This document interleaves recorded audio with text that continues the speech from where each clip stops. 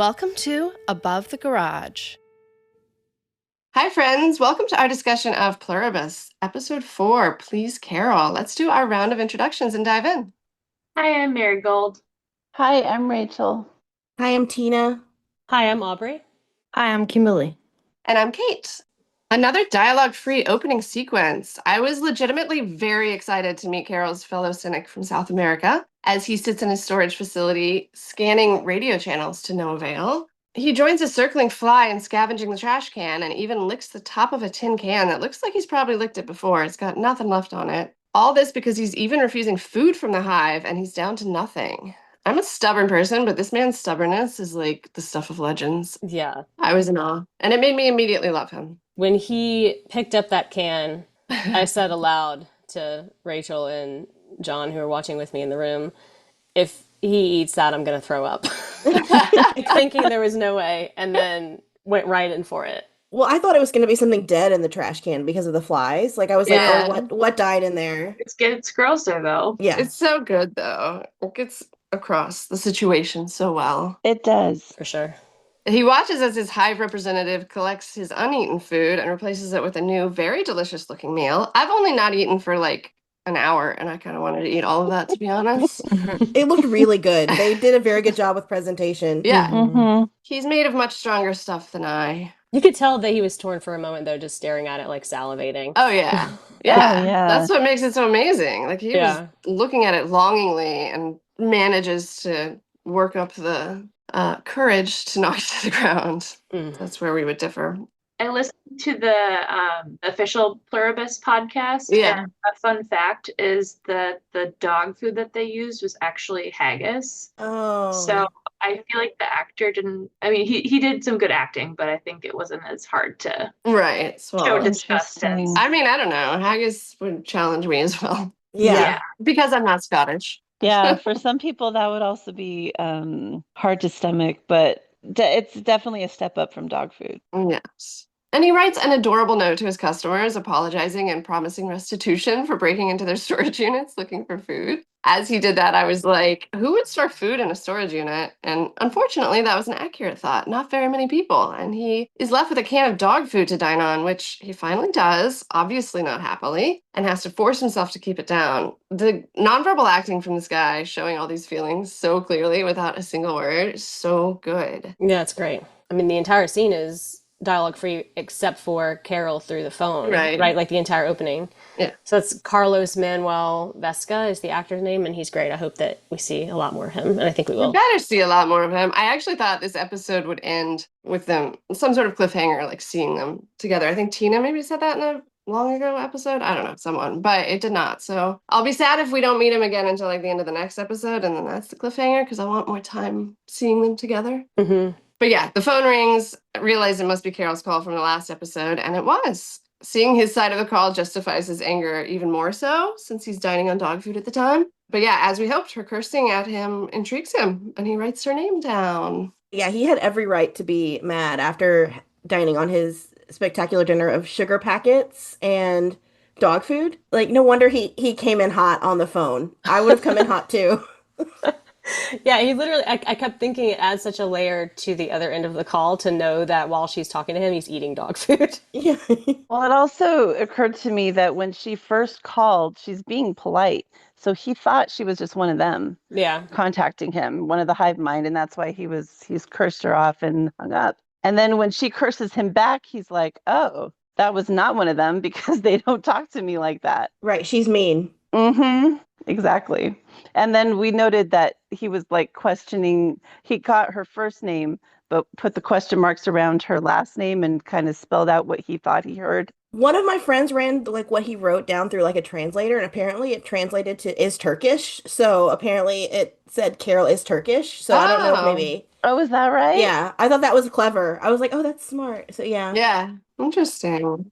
I like that because the guy wrote down a note to his clients at the storage locker that it shows that he has some hope of people returning back to their old selves. So I was like, yeah, it's kind of him, and he still has that hope. So Yeah, I like that a lot. And it also kind of shows a lot of his like moral character and, takes a certain kind of person to even give a shit at this point and write that note. Mm-hmm. Yeah, it was like he still was maintaining the life that he led before, at least attempting to continue on as he would normally in the job that he's working in. So thinking about, I'm desperate. I need to break into all of these storage units. So I need to leave them a note to let them know why I'm doing this. And I love that detail. I think I watched too much Storage Hunters because I would have been nosy as hell. Oh, I know. How fun would that be? Yeah. And that would be my entertainment for weeks. I would have gotten lost digging through, seeing what people have. Yeah. I mean, once you've opened them, it's kind of like, all right, the damage is done. Let's Right. just Yeah. enjoy whatever's in here.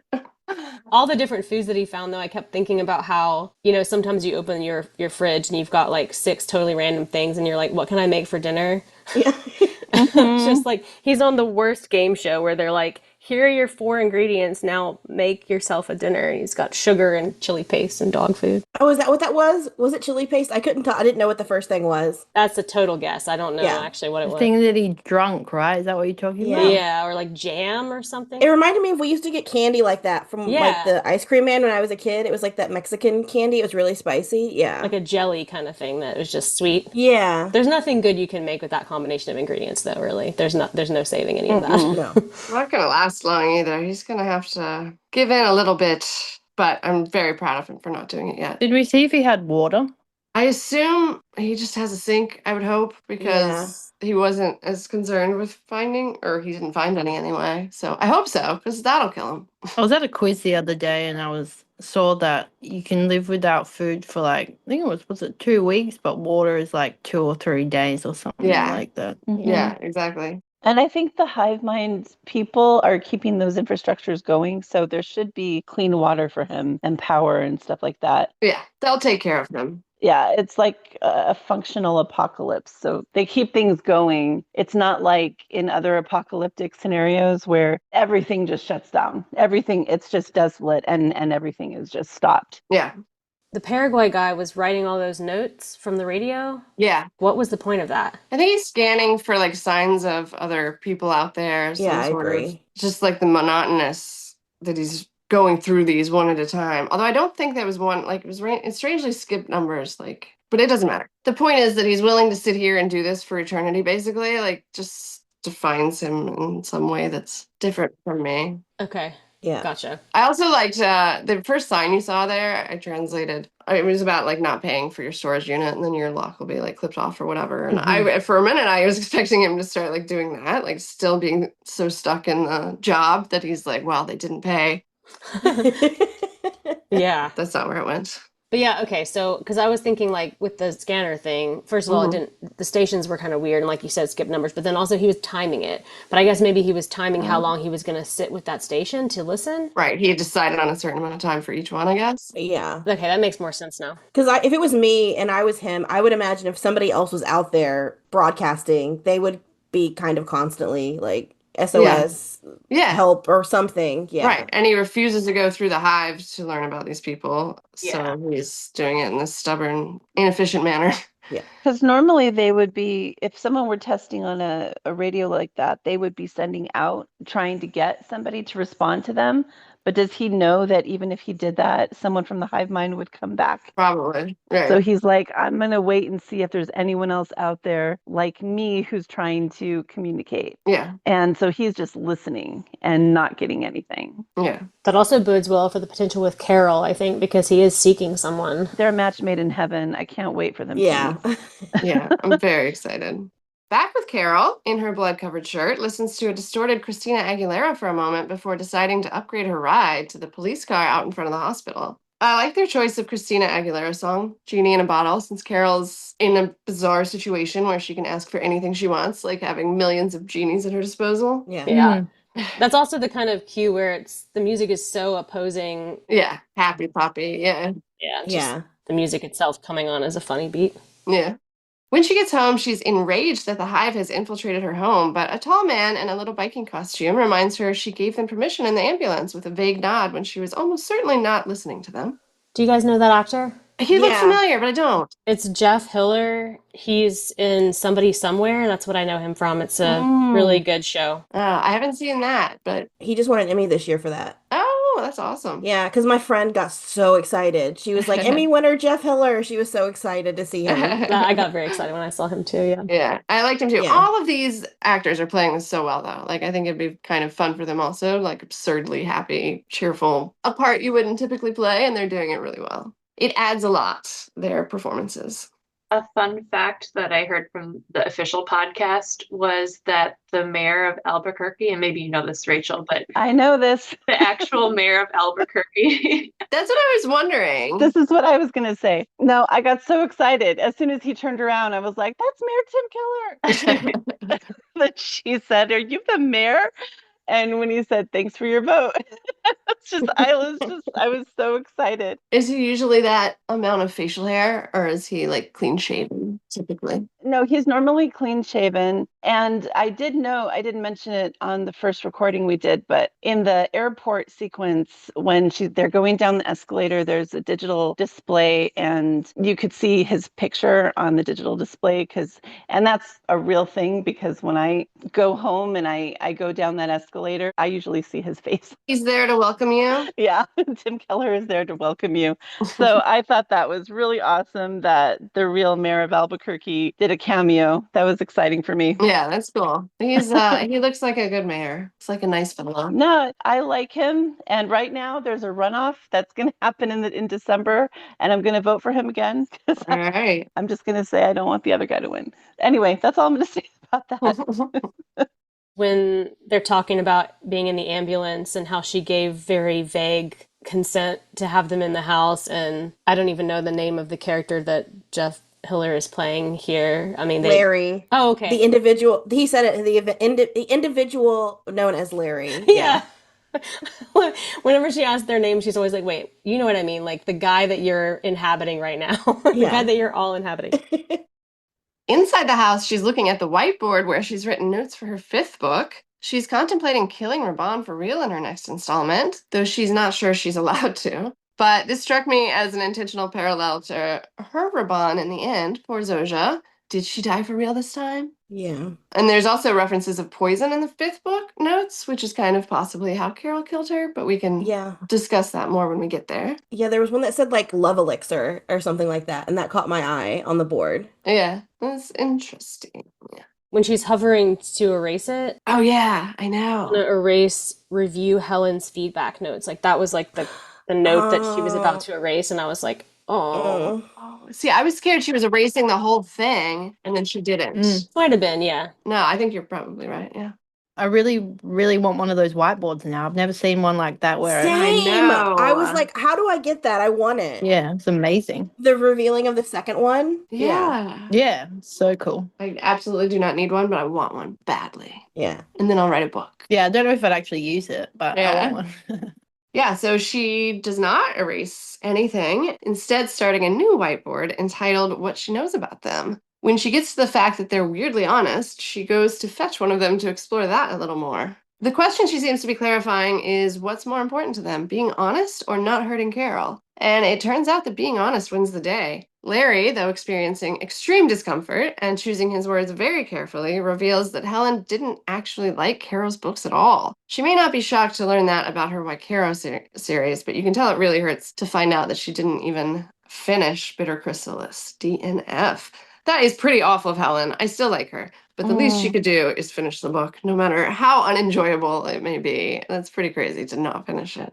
Well, I'm sorry. She read the last 2 pages, but... Yeah, there was a lot going on there because she learns that everything she said to her at the bar, which seemed to be building up Bitter Chrysalis, was not true, was that she wasn't being honest with her. And then it probably calls to mind other questions like, what else did I think she was honest about that she wasn't? And I thought that was probably extremely painful for her to hear, not just about the book, but just the source where it came from and that it's the direct opposite of what she'd been telling her before. Yeah. The whole conversation I thought was very telling for how the hive mind operates because, it started with her asking, what do you think of my books? And it was very generic. It was like, oh, we love your books. They're the best things ever written, which was it almost felt like when you have a conversation with Chat GPT, where it's just going to tell you exactly what you want to hear and it's not specific. And then she was like, no, I need you to be specific. And so it started, he started to get specific. And it made me think, the top fan of all of her books is as part of that mind. So when they are saying, no, to us, it is as good as Shakespeare, it is as good as the greatest literature's ever written, they really feel that way because she is not just talking to Larry, she's also talking to her biggest fan. Yeah. The biggest fan of her works. So that, I guess, that's the thing I guess you think about, in your head, but you don't see it, you don't realize it until you see it played out on the screen like that. It just feels like they're blowing smoke up her ass, trying to make her feel good or trying to make her happy. But no, that's actually what they feel. Yeah. So I thought that just made me realize that in that moment. And that was really interesting, I thought. Yeah, I think they've done a couple times of really good commentary on like what you're doing is not worthless, even if you don't feel like it's a Shakespeare level, classic, because it's still helping someone, it's still making someone feel good, and it's still somebody's interests are going to align more with the Waikaro books than with the Shakespeare play, Yeah. So like the person that they said was really depressed and then read the book and it helped a lot. Right. It's like, yeah,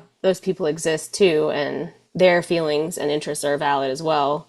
And like you said, Tina, they're all in there. So yeah, she's getting to see that more than... That kind of raised a question for me, though, because it's like not everybody thinks that the Waikaro series is the greatest thing ever. So it's like, is it the most positive attitude of like the hive mind that comes through? Or like if you're thinking about like the whole average of humanity, like the average of humanity is not going to be that positive. So I was like, yeah.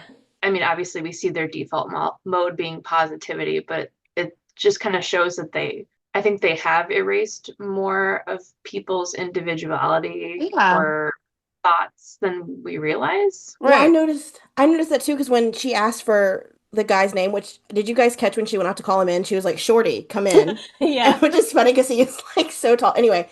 And she was like, what's your name? And he was like, this individual was known as Larry. He had many friends. So they're referring to who they were in the past tense.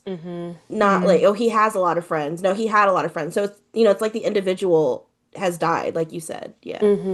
That is really interesting too, Marigold, because like, yeah, you would have to have the most positive rise, or the average would be at least in the middle somewhere. Yeah. I hadn't thought about that. That's really interesting. Yeah, I have when she like doesn't get the sarcasm and things, that doesn't make sense because so many of us are very sarcastic. They would understand that, but they don't. So there's some like more complicated. See, I still think that's because they're mixed in with people who don't get it, though. So it's like they're weighing everybody's thoughts on it. Do you know what I mean? Yeah, but you think more people are that unable to grasp sarcasm than those that are able to grasp sarcasm? I don't think it's more, but I think because it's there, it raises a doubt for them because they know that's part of the thought that exists. Do you know what I mean? Right, but then they should have the doubt equally about giving her the grenade, right? We've got to know there are kids that are part of it too, and I think kids are probably not as good as that's detecting true. sarcasm. So how does that all weigh into it? So it doesn't really make sense to me is all I'm saying. I'm probably wrong in how I'm thinking about it, but it's too inaccurate to like all the people I know. So for sure there are people. I just think the majority of people are more different than this modeled hive representative than similar. Yeah, because I see what you're saying.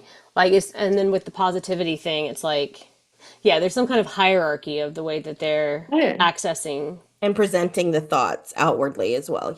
Yeah, like it's definitely not just an average of everybody. Exactly. That's all. It's just like a happy, good rise to the top thing that is difficult for me to comprehend why. But obviously, this is not based in reality, so I'm not going to waste any more time doing that, trying to figure that out. And also more to be explained about it, hopefully. Yeah. After dismissing Larry, she returns to her whiteboard and removes the question mark after weirdly honest and adds can't lie with an underscore. The music in that part was quite sad to me. Don't know why. It really struck me. I find the music in the show very good. Yeah.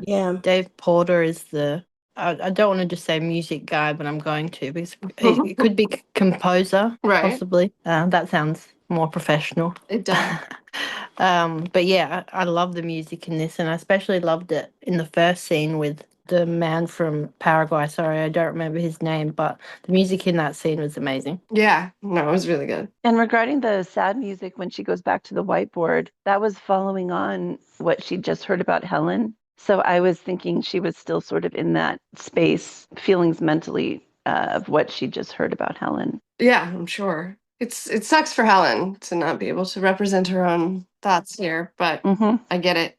I would also be tempted to ask these things. Yeah, Carol lasted like, what, 24 hours without asking about Helen again? Yeah, She yeah. said, Don't I ever don't talk want to about her hear again. about her. And then, yeah. Yeah. Special dispensation. It was funny too that Larry like clung to that because it was like, no, you didn't want us to talk about Helen, so let's not go there. All of this gives Carol more ideas, but she goes to visit her preferred hive representative at the hospital to carry off her next plan. Zoja's doing better, asks Carol if she likes her police car after Carol opens her milk for her, and Carol apologizes for the whole grenade incident. It wouldn't have happened if I had the foresight to understand that you people are generous enough to give me actual explosives. I like that she went with the word generous instead of, say, completely insane or unable to process and execute the best course of action. Yeah. I don't know. It's like they kind of don't have agency, which obviously is a large problem for Carol. She's also like carefully starting to adjust her words because of knowing what happens when she gets Yeah. angry. Yeah. She took a moment to think of what the best next word was to say. It was nice of her. Yes, it was. Knowing now that they can't lie, Carol gets straight to the point. Is there a way to reverse the joining? And Zoja's refusal to answer is Carol's answer. So they still can't lie, but there is information they can hold back so as to protect the hive. But Carol now knows there's some sort of solution, and she is finally happy they did it for like 1 second. Because what Zoja says next makes her think of a horrible memory. Zoja basically tells her that she needs to be changed to be like them, and that triggers the memory of Carol's mom sending her to a conversion therapy camp to try to make her straight when she was 16. And the similarities between that situation and this one don't end there, because the camp counselors all walked around with smiles and manufactured happy behavior just like the hive does. So it's especially triggering for her. Did you guys notice on her list of what I know about them, point 4 was triple starred on either side and it said trying to change me? Yeah. That made a lot more sense in the context of this scene. Right. Yeah. No wonder it's so triggering for her to think of why like she's so opposed to, I don't want you to change me. That's very, which I don't blame her, knowing her that happened in her past. First of all, I just would not want it, but especially knowing that. Yeah, it's already a core experience in her life has been horrible, and trying to change her, And anyway, yeah, there's a million reasons to not want it, but that is interesting that she like triple starred that and went there quickly. Back in the hospital, Zoja assures Carol they are sorry that happened to her and they love and accept all beings as they are, but Carol laughs at her, pointing out they're trying to change her. And Zoja hits her back with, well, you're doing the same thing. And we've discussed this about the show before, but I love how good the counter arguments are. Despite us obviously siding with Carol, the writers are fantastic at defending both sides with the best points, Yeah.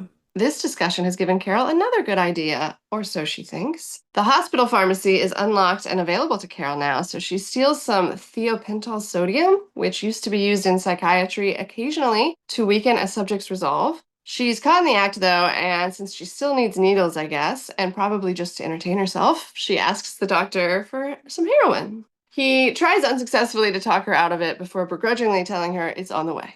I also like that they were talking through the shelf the whole time. Oh, yeah. I love that shot too. It was awesome. Mm-hmm. Yeah, that's really cool. I love how when they first catch her in there, the doctor is like, what can I help you find? Can I help you find something? Like, normally, if you were caught in a room with drugs, yeah, it'd be like, oh, shit, and you'd have to, like, hide or something. Yeah. But they're just like, oh, cool, you're in here. What do you need? Want some oxycodone? I worked at Target a million years ago, and back then the thing was you had to ask everybody, can I help you find something? And that's exactly what he said. Yeah. So I was like, this dude is like, it's like she's at Target. Like you said, instead of being in a hospital pharmacy. Right. Like, she's just browsing at Target. Oh, yeah, can I help you? Yeah, can I have some heroin? That's very funny. Yeah, and he makes one last ditch effort to convince her to snort it instead of mainlining it, but she says nope. in for a penny, in for a pound. I'm gonna Sid Vicious the shit like it's the fucking Chelsea Hotel. I just really enjoy the writing. It's too funny. Yeah. And her delivery, obviously. She's so funny. Yeah. This is one of those moments where the show leans into to me, it felt like it leaned into the comedy because the whole Mhm. exchange was so funny. Like you said, the way may we suggest you snort it instead of inject it? Like he was offering her like a wine pairing or something. and they're talking about heroin. It's so funny. And when she first asked for it, he says, are you sure that's a good idea? Remember last time? Remember last time? Yeah. And then could we offer you some some oxy instead? Like, what is happening? It's like the most surreal conversation you could ever experience or think of hearing is happening. So the type of medication that she was looking for, because I noticed it said seizures on there. So, okay, number one, I'm curious what this is intended to treat, and she's using it as some type of truth serum. Is that right? Yeah, it's Yeah. a truth serum. That's what people used to use it for. Okay. Yeah. Okay. Yeah, and it was crazy. Like when I saw the name of it, I knew I felt like I knew instantly. I was like, oh, I knew immediately what she was trying to do. And I was like, Right. how do I know that? And I think I also really like the show Alias. I'm pretty sure they used that same drug on Mm. Alias several times to try and get Yeah. Sydney to like spill her spy secrets because I knew. And like when I watched with my mom, she was like, what is that? It's an anesthetic. What is she doing? Like she had no idea. Yeah. So I had that knowledge cataloged somewhere in my brain. So it had to have been from previous uses of that on TV shows. That was a good idea. Last week I said I wanted her, when she was asking her to drink, I was like, it'd be interesting to see her like marijuana or something, but she went straight to The hard stuff. yeah. Skip some steps. Yeah. As soon as she gets home, though, she flushes the heroin and instead sets up a video camera to watch her own reaction to the truth serum she wants to give Zosha. She injects it into herself like a pro and then very calmly sits on the couch waiting for the reaction. It seems like she just falls asleep, but then when she watches the video back, she says enough mortifying things that Carol's like, yep, this is the drug. No inhibitions to stop Zosha from blurting out the solution to reversing this shit show. One of my favorite moments in that was when she popped into the frame in the middle of the video wearing a crocheted hat, presumably one of the stupid crocheted hat her super fan Moira made for her. That was hilarious. That was Yeah. so funny. It was nicer than I expected when she was talking about it earlier. And then when she was sitting there reading her book and she's like, this should be a movie. And then says something about like she nods, I want to say languidly because that's the word that's in my brain. I don't know if it was, or she turns her head slowly. It was something like that. And she like was sitting on the couch acting it out. It was so Yes. funny. And I wanted to tell her, you can do it. You can make a movie. Get them to do it for you. I'm telling Literally. you, yeah, make the Waikara movie, Carol. Come on, they'll do We it. have a whole plan. Yeah. I loved that whole sequence. It was just like this one-man show, and she just went from one thing to the next, and it was all over the place. But it somehow worked so well. It didn't feel too over the top, and it was hilarious. And thank you for reminding me about the crocheted hat because I forgot about that when I was watching it. Yeah. And when she was up so close to the camera, the only thing I kept thinking about was the Blair Witch Project when that actress is like right in the camera like that.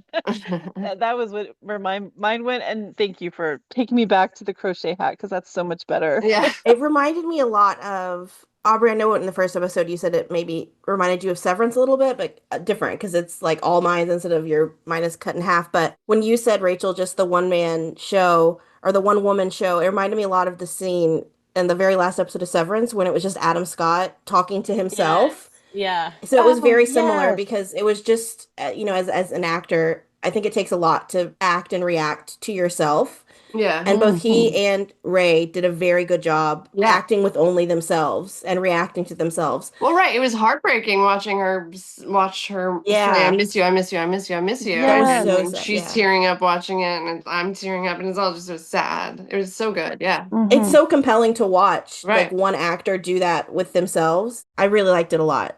Yeah, So, definitely. Good. That was a good comparison. Yeah, you're right. yeah. She's such an incredible actress. Yeah. She is so good, yeah. Yeah, she's so good with the range of the comedy and the emotional stuff, And he said that he wrote this with her in mind, right? Yeah. Yeah, I think so. That's pretty cool and pretty complimentary to have Vince Gilligan write a show so that to showcase you. Pretty awesome. Mm-hmm. I also really like the thought that on top of this drug inhibiting them to speak the truth, it also caused complete like memory loss for Carol. Like she didn't remember anything that she had said. Yeah.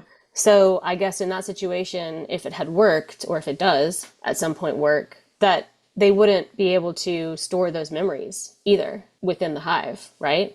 Oh, Maybe. that's a good point. So they'd have a conversation that nobody else would know about.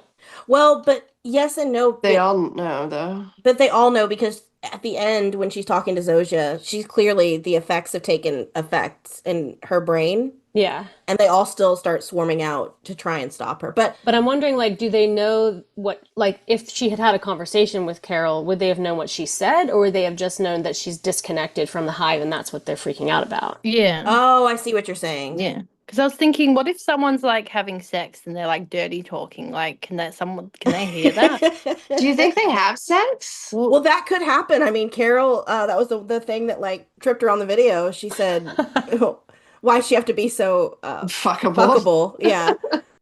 Which mortified her, yeah. And her reacting to herself saying that. The way she recoiled at that was so funny. Yeah. It's confusing though, because like in the end, they're all saying please Carol, which is what Zoja's like thinking, but can't really like verbalize at that point. And they're all crying also, like she's crying. So it's like, are they experiencing like exactly what's going through her mind, or just feeling the emotion, maybe like feeling the fear. Right. Yeah, hard to know. Hard to know exactly what they experience of it. Yeah. The fact they came out at all, they knew obviously something. They knew somehow that something was happening. It was not ideal for the hive. Right. Feeling good about her plan, she returns to the hospital and takes Zoja for a walk, injecting her drug into the IV in the elevator. I was thinking there must be cameras in the elevator, but then on rewatch, I saw that she did look around for them as soon as she gets on. I wouldn't trust it though. I'd be like, they could hide them. Yeah. What I think she should have done is take her in the car, because then they can't like interrupt her. I thought she should have just stopped the elevator. Oh yeah, that's a good idea. Yeah. Right. I like how Zoja says, how was the heroin? Like really pleasantly to her too. Like That's what I was gonna say. like she just got back from a vacation or something. I wonder if she just said, hey, will you do heroin with me? Like, would she should have done it? You know what I mean? She would have. She probably would. Yeah. Will you take this truth, Sarah? Maybe not, because the hive seems to protect the secret and they would know, but I don't know. It's a good question. She did the drinking, and that can also inhibit your... Yeah. Yeah, that's again the question of like, where's their line between pleasing her with everything and then self-preservation. Yeah. Yeah. It seems like self-preservation is the only thing that supersedes pleasing Carol. So where is that line is hard to say. Yeah. But on the topic of did you like your heroin, I also really liked when she asked about the police car. Do you like your police car? Earlier in the episode, in the same like cute way. Yeah. It's just so silly and adorable. And the music too. She's like, oh, would you like some? And immediately comes on. Outside, she tests her with some small talk and the word precipitation. And when Zoja can't say that, Carol goes in for the kill. Ooh, literally. I didn't mean it that way. How does she reverse the joining? Carol says Zoja already told her it's possible, so now she just tell her how to put things back to how they used to be.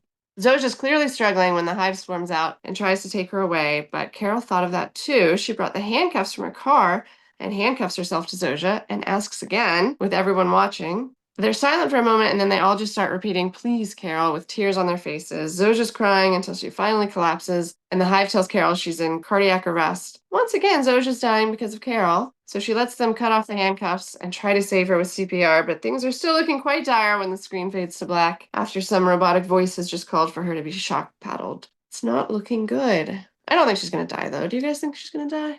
No. She's her best friend.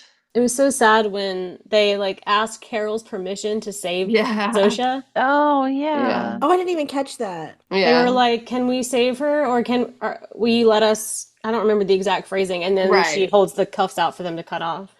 Yeah, it was all very sad. Her acting was so good here. Like, she was so desperate. Ray, she was just so desperate when they're all there and still trying, but like also, I don't know. It's just so well done. That sequence was so unsettling, the way they all started coming out of the doors and just from nowhere. Like, I know Carol knows and we know at this point they can't hurt her, but it comes to a point where like, if she's threatening their existence, can they? Like, we know what they say, but when they're all swarming you like that, I would have been like, oh, no. Yeah. Have I reached the line? Like, have I reached the line? Yeah, exactly. I don't think they would have a line like that because they were going to give her an atom bomb and that could That's true. kill Good point. tons of people. But it would still be, I think, scary for Carol just to have all those people like approaching you like that, like from Yeah. all angles. Like I would start to in my For brain be sure. like, oh, was I wrong? Yeah, or even like, could they restrain me in some way? Yeah. Like, not hurt me, but maybe find some way to, like, in their mind, be okay with some Yeah. kind of limitation for her. Yeah. That, Well, I they don't kind know. of have to, right? Because if, let's say, they find the treatment or whatever to make everyone else happy like them, like she wouldn't agree to that, obviously. So they'd have to tie her down Right. somehow. Right. Like, Right. At this point, she's kind of like a direct threat to their existence. yeah. So But yeah, you're right. When it comes time to actually bring her into the hive, they're gonna have to give up on making her happy because she doesn't want it. yeah. Unless they can convince her to want it before Yeah. then. I guess that's the only other option. Like what is greater in their hierarchy of needs? Making her happy or bringing her into the hive? I guess they're gonna have to come to that decision in some way. I don't know how, but Right. Yeah. I mean, they gave her heroin. They, said, oh, we could uninstall the alcohol breathalyzer in her car. So I don't think they're as concerned with Carol's safety or survival than just keeping her happy. they're Yeah. literally trying to kill her with kindness. Like if you think about it, Yeah. And really, if she died, I mean, that would solve a lot of their problems. Yeah, that's true. That's a good point. yeah, unfortunately, like if she died of her own causes, like, Yeah. Yeah. Do you guys have any ideas on how this could be reversed? I have none. mm-mm. No. I guess it was a chemical compound that did it. It was DNA. Maybe there's another signal that, Yeah. like another series of, like another code that goes Oh, yeah. backwards. That would be good. I don't know. I'd be shocked if we saw that soon, but I would really like to see it soon. Well, it's been renewed, right, for a second season? Mm-hmm. Yeah, that's why I'm thinking, like, are they going to tell us now, or are we going to Yeah. have to wait forever? Right. Yeah. Forever. Well, and then there's the question of like Carol is one person out of 6 billion that wants this to be reversed. Apparently the hive mind is fine with it. They think it's wonderful. So if she the only reason why she would take steps to reverse it is to get it back to the way things were for herself. So then it's like the question of, are her needs more important than the rest of the world's? I don't think she cares about that, and she thinks they would all be better off the other way. So if there's any way she could find a way, and then I don't know if she could convince one person, does that convince the whole hive? And I don't know how she could ever possibly do that. Also, And I think it would just be in your head the whole time of like she says to Zosia, you didn't give people a choice. Didn't she say something like that when you Yeah. did this to them? So Right. what's the difference? Like, I'm just taking things back to how they were resetting it when so they have you a choice. removed their agency. Yeah. Yeah. So, Like Kate said about the conversation in the hospital, the counter arguments are interesting because Carol is putting forward, you want to change me, make me one of you. And Zosha says, well, you want to change us. So why is Carol? I mean, I think because we're still on the independent thought side, we're on Carol's side for the most part, but she is sort of acting like God as well because she wants to change things for everybody else in the world. She's trying to make that decision for everybody else who has already no. They didn't have a choice in the matter when they were turned Right. into the hive mind. That's how she thinks. Yeah, but they're not in any rush to reverse it back. They're not the ones asking for it to be reversed. but I think that's the nature of the, in quotes, virus or whatever they're calling it, is that you no longer even would have the thought of wanting to leave it or wanting to change that, because it's like parasites or something, like that takes over your brain. So are you even still capable of making that choice? I don't know. Right. As an individual, I don't think you are, unless, like Kate said, maybe she can convince one person or separate them somehow from the hive and then get to something that was originally there in their brain. Yeah. It would be interesting because I think Carol is assuming that if she can find a way to reverse it, then everyone would be released from this. They no longer think in the hive mind and will be just, possibly relieved or happy to be back the way they were before. But at the same time, what if they're not? Yeah. That's true. Or what if they miss the hive mind? What if they were happier in that state and now they're back to their miserable life? Like, why did you do that for? I don't Yeah. know. It's making me think of it from all different angles. That's what I like about this. It's interesting thought processes. Yeah, and I feel like there's kind of no way to even know that. Like, there's no way to even No, ask them because you're not going to get an honest response from an individual. no. And they want to know like what it would be like after the unjoining. And is it possible to unjoin a single person or does it have to be everybody? Right. Mm. Yeah. I wonder if Zoja's hesitancy was like if there's catastrophic consequences for unjoining the hive, does that person die then? Just her hesitancy made me think like, oh, there's something like there's some big consequence, I feel like. You're right. She had a hesitancy, which Carol took as yes, there is a way. And I think that's probably likely. But I don't know. Why wouldn't she tell Carol that? Like, if you do that, this is what the consequence of that would be. Carol was reading it like you're hesitant because you know there's a way, but you don't want me to know what it is. Yeah. But yeah, we'll see. All right, I think that's a wrap on our discussion of Pluribus, Season 1, Episode 4. Come back next week for Episode 5. Thanks for listening. Bye. Bye.